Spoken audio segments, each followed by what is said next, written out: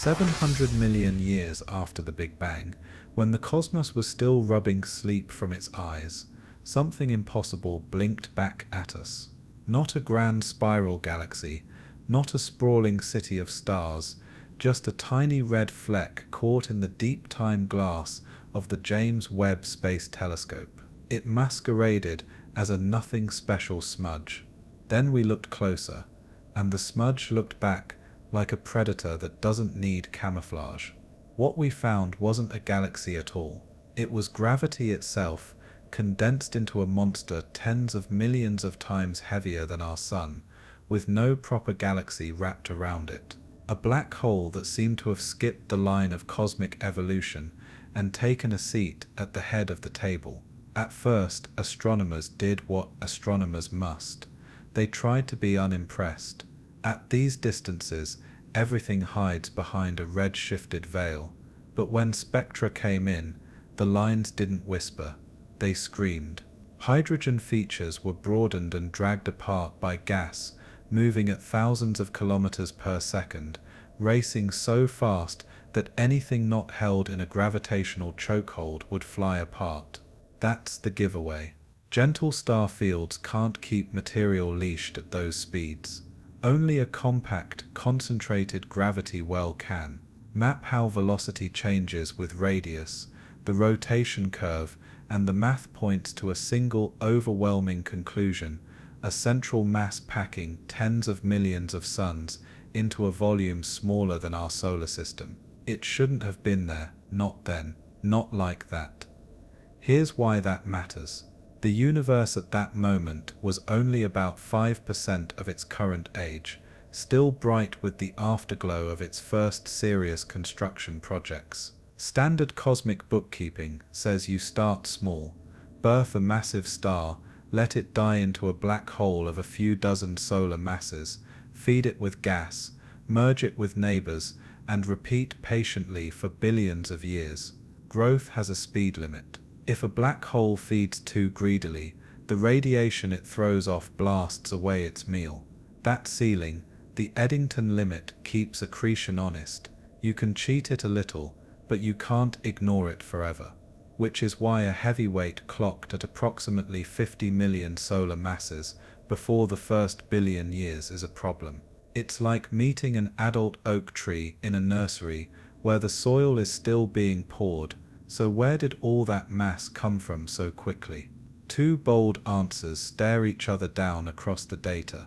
The first says, forget the baby steps. Under the right conditions, a vast, pristine cloud of hydrogen and helium can collapse directly into a black hole, a heavy seed, without fragmenting into a normal galaxy first. That's the direct collapse idea. Give a single object a head start of 100,000 to 1,000,000 suns, and the growth timeline tightens up. The second answer goes farther back, almost to the start line. Maybe some black holes were born primordial, sculpted by quantum wrinkles in the universe's earliest instant, and stamped into reality before the first star ever flickered. Primordial seeds don't need time to grow. They begin the race halfway down the track. Chemistry becomes a detective in this story. If the gas around the object is nearly pristine, very few heavy elements like oxygen and carbon, it means not many stars have lived, died, and polluted the neighborhood yet. That matches either a direct collapse birth in unprocessed gas, or a primordial interloper drifting through an environment still close to the Big Bang's original recipe. Low dust also matters, with little dust to block ultraviolet or X-ray light. We'd expect a blazing accretion signature. Instead, we see something stranger. For how hard this thing appears to be feeding, the high-energy roar feels muted. The spectrum reads like a shout from a mouth covered by a hand that isn't there. Before we chase the silence, it's worth asking how we even saw this creature. Answer: gravity did us a favor.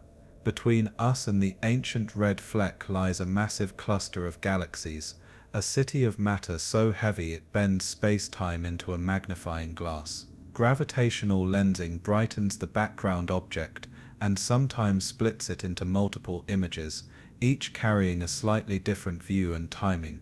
Nature loans us a bigger telescope for free.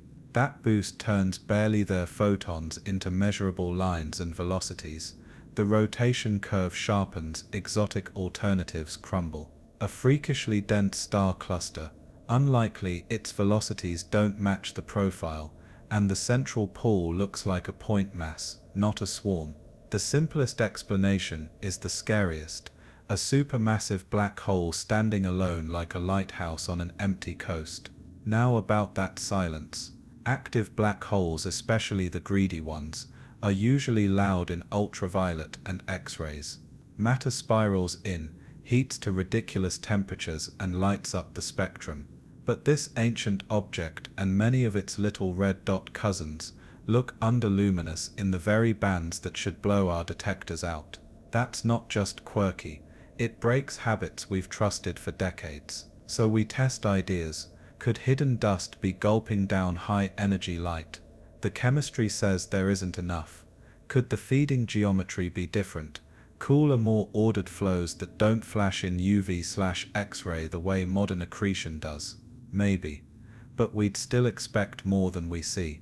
The spiciest possibility is that early epoch accretion obeyed rules that don't fully apply today: magnetic bottlenecks, radiation traps, or plasma conditions that dial down the high-energy signature while still moving mass inward at brutal rates. It's not that the beast isn't eating, it's that the kitchen light looks wrong. Zoom out and the single monster becomes a pattern.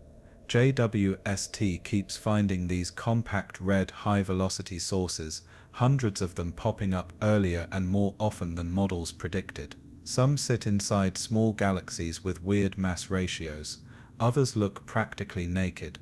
A few show hints of interaction, like they're about to merge with neighbors. Statistically, that's a headache.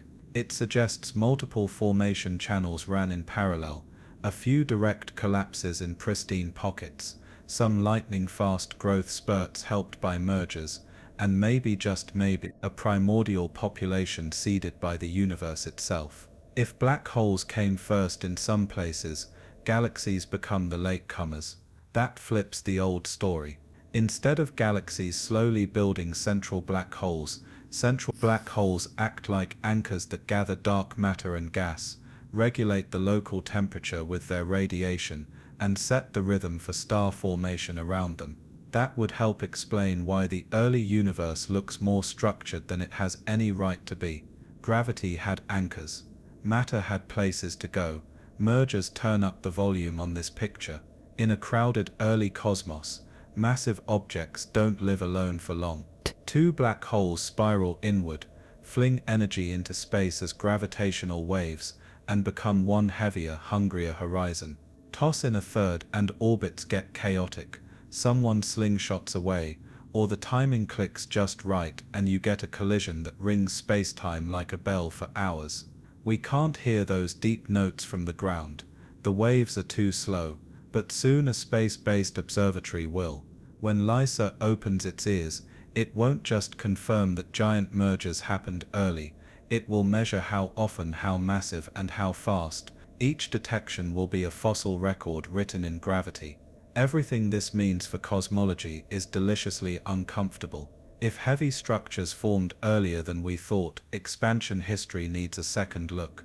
The timeline of reionization, the switch that turned the universe from a neutral fog to a transparent medium, may need nudging if early black holes contributed more or less ionizing light than expected.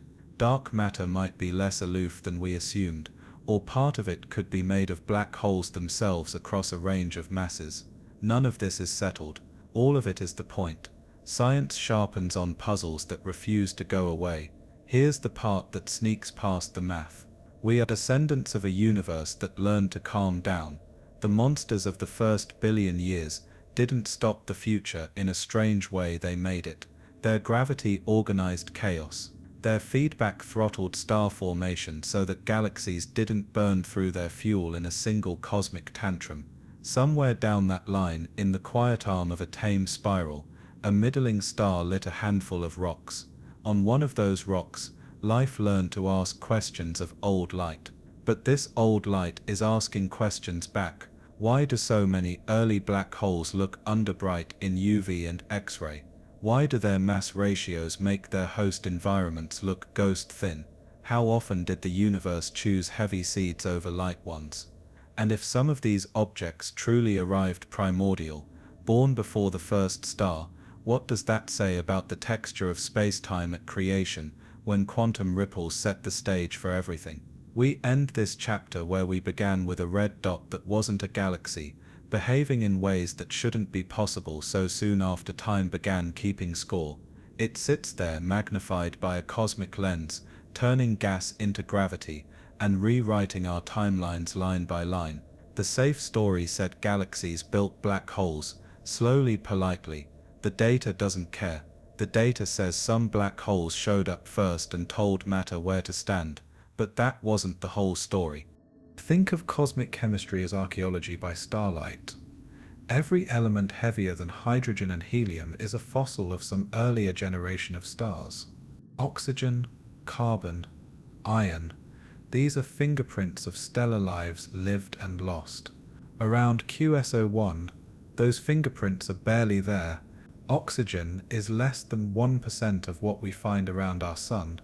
That means not many stars have burned and exploded here.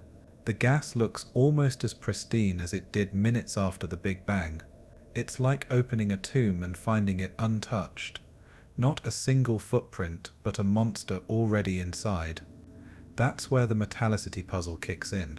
Low metallicity normally suppresses star formation. Heavy elements are the cosmic coolants.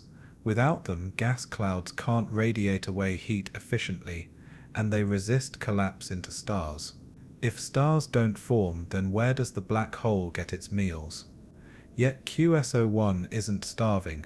Its hydrogen lines are broad, its feeding signatures clear. Somehow, without the stellar machinery we expect, the monster has kept itself alive at the very limit of physics. It's like a fire burning hot in a room without oxygen.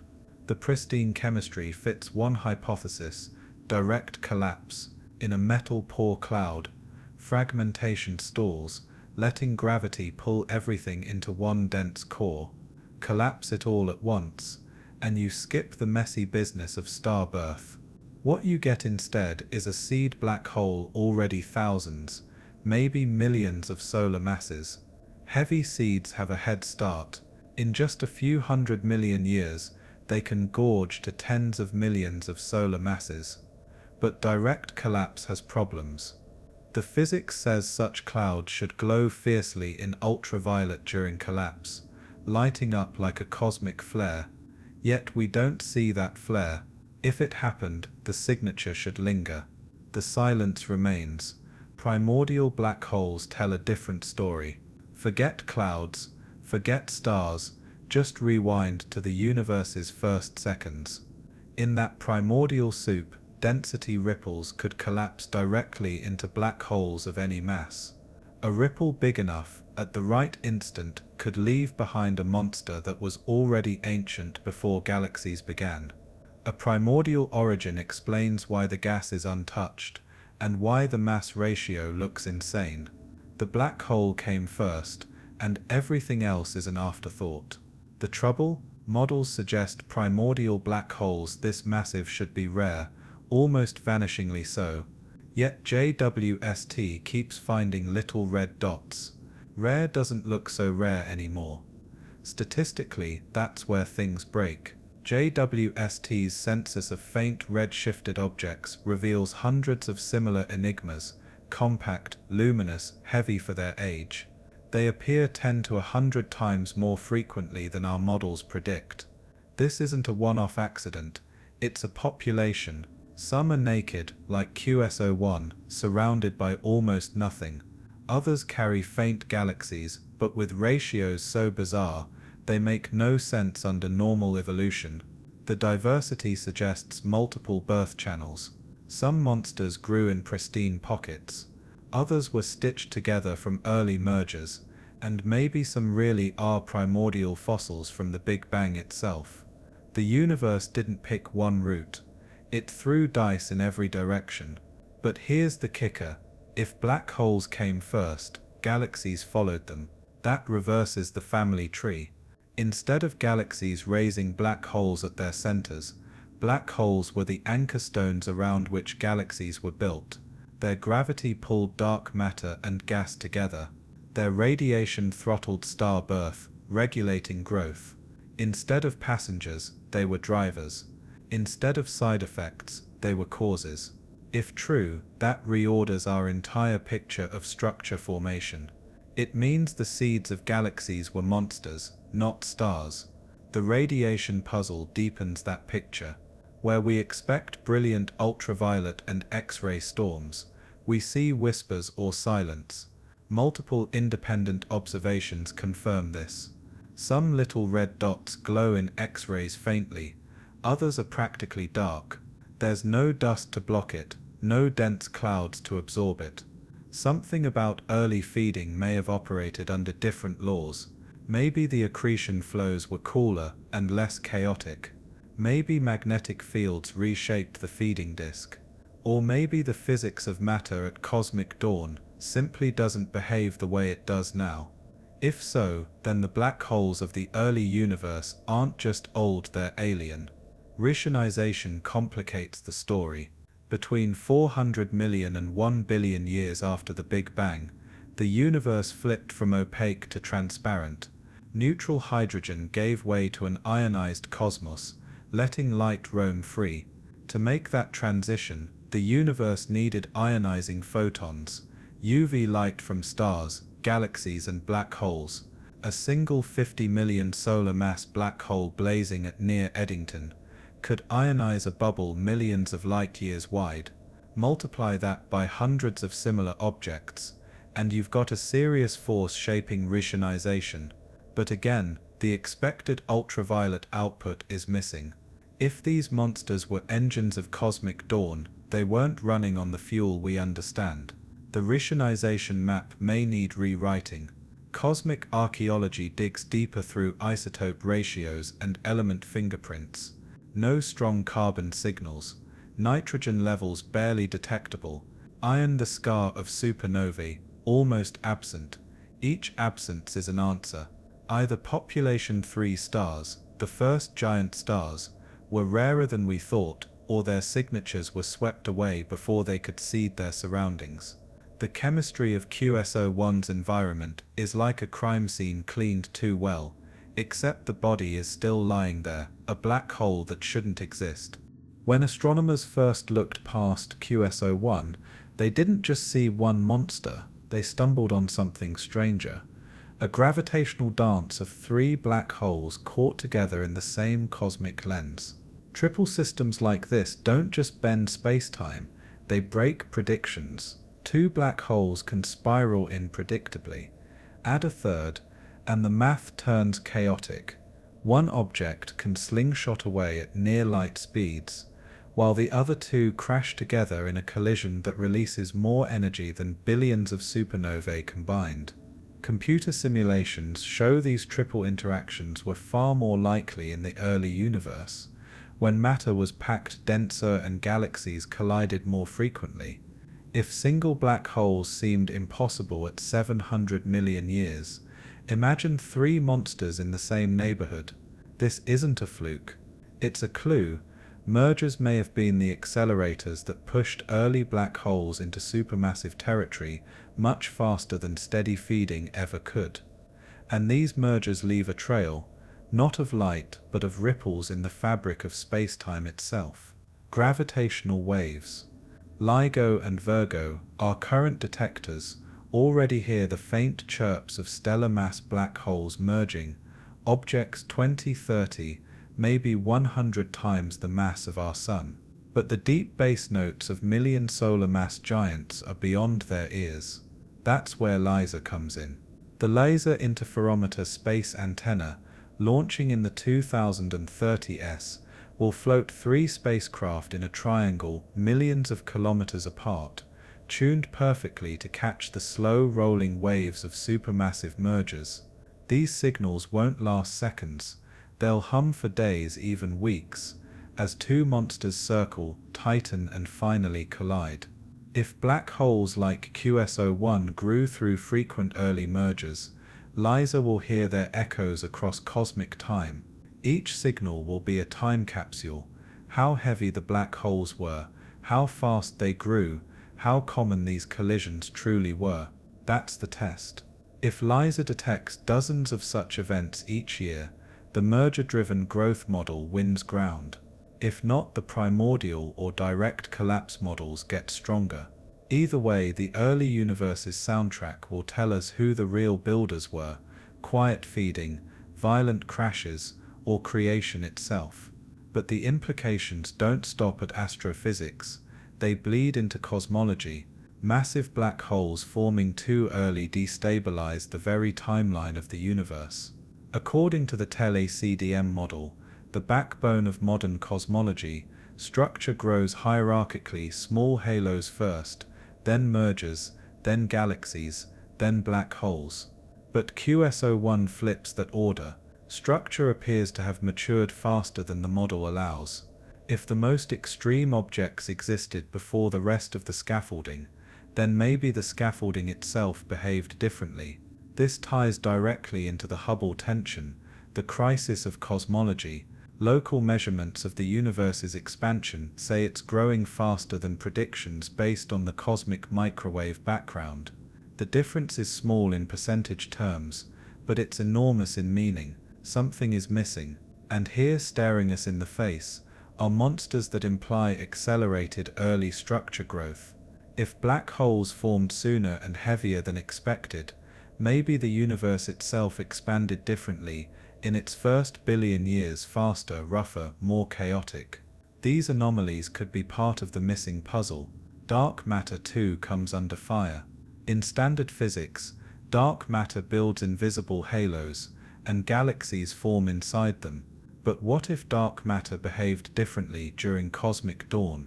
What if it wasn't just scaffolding, but an active player?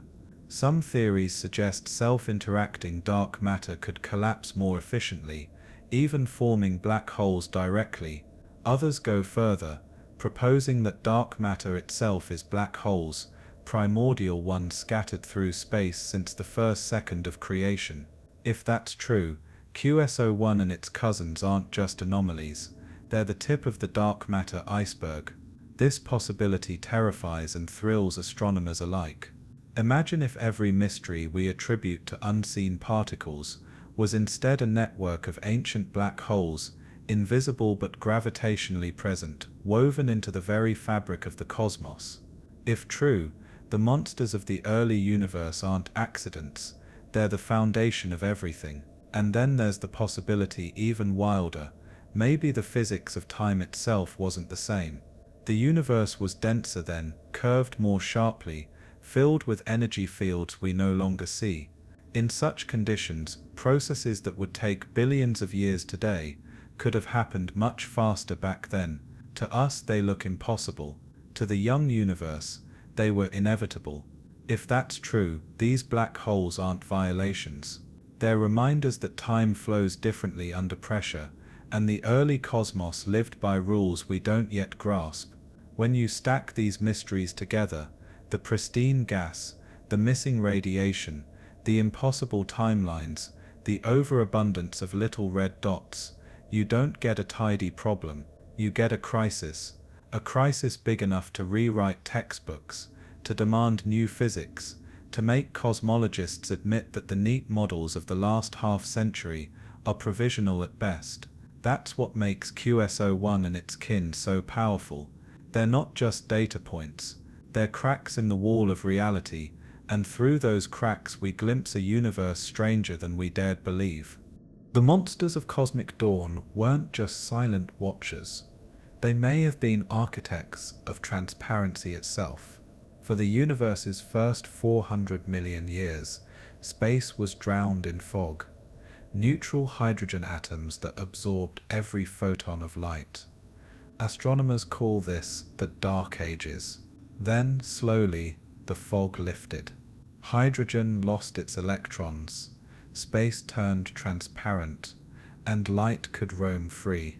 This transition, The epoch of reionization was one of the greatest phase changes the cosmos ever endured. Who flipped the switch?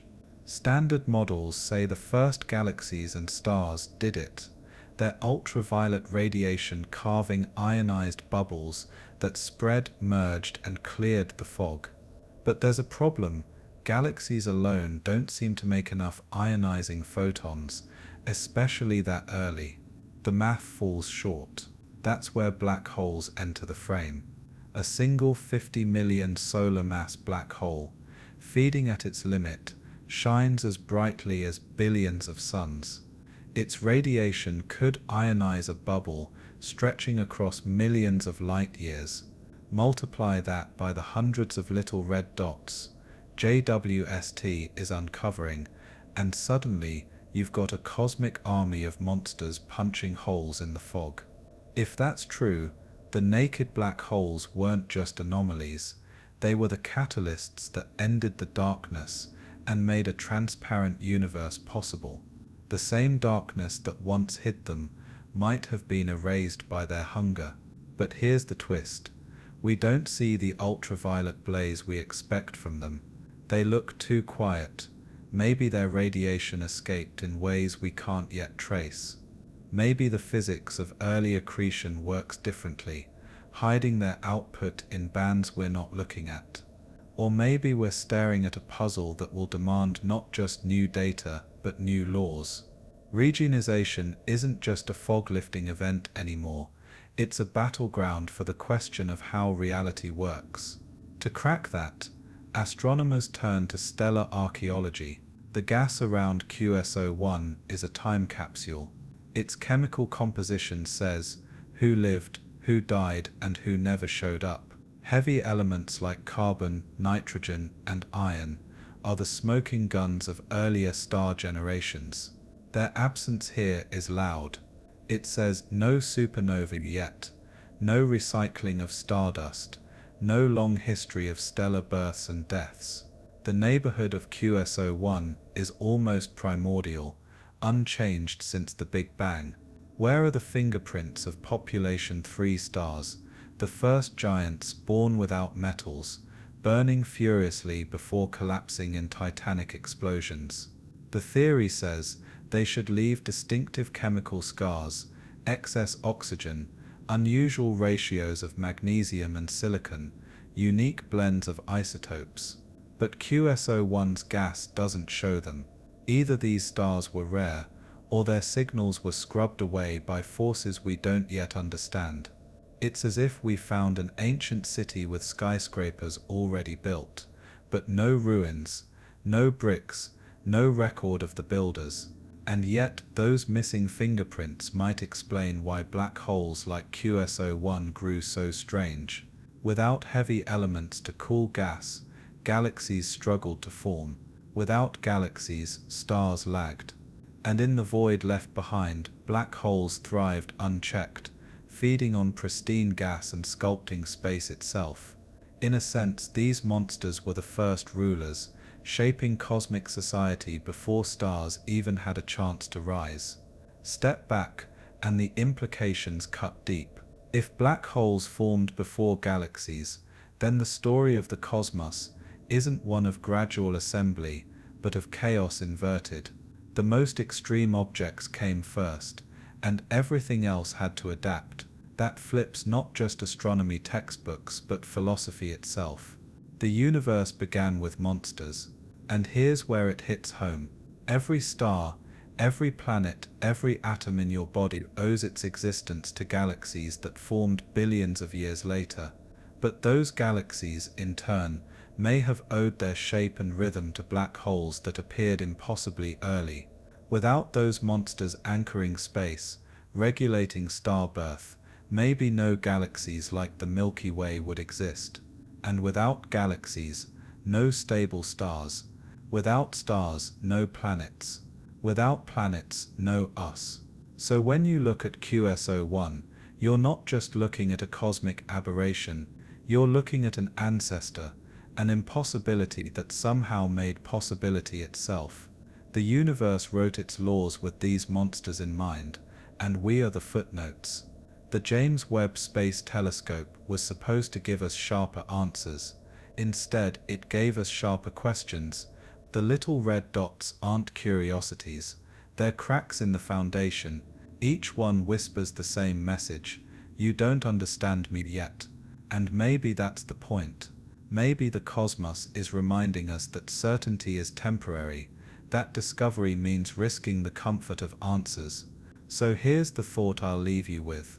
When you see a tiny red dot on a telescope screen, you're not looking at a smear of light. You're looking at a time machine, a puzzle piece from when reality was still writing its own rules.